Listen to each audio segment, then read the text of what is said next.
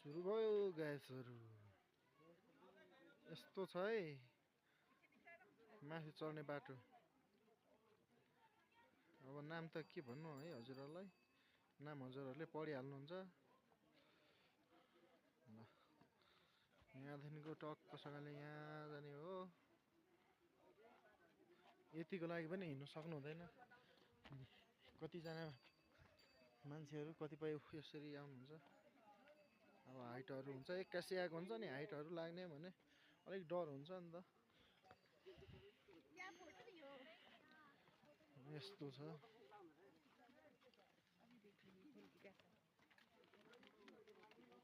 उहाँहरूको मार्केटिङ।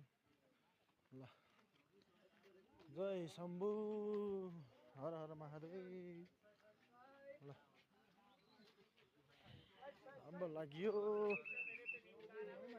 ल उहाँहरू नै अब जानु दिनु। गाह्रो छ हजुर, गाह्रो छ। के गर्नु, घोडाको लागि चाहिँ यताको हो बाटो, त्यहाँबाट जानु हुँदैन। I'm going there. No.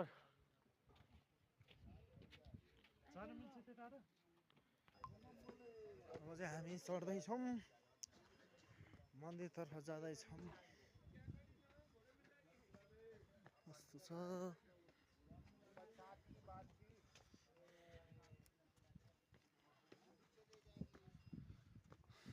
गाह्रो हुन्छ नि यतिको उकालो चढ्नुलाई त। कहिले नहिँड्नेहरूलाई त अनि तलैबाट हिँड्नुपर्छ, त्यही भएर गाह्रो हुन्छ।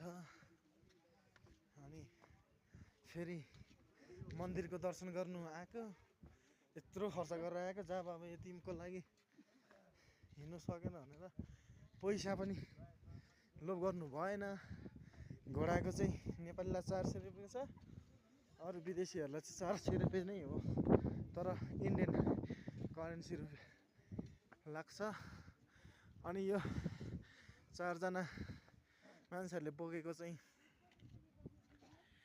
अलिक महँगै छ, 5-6 हजार 4-5 हजार छ त्यसरी। यहाँको चाहिँ समितिले नै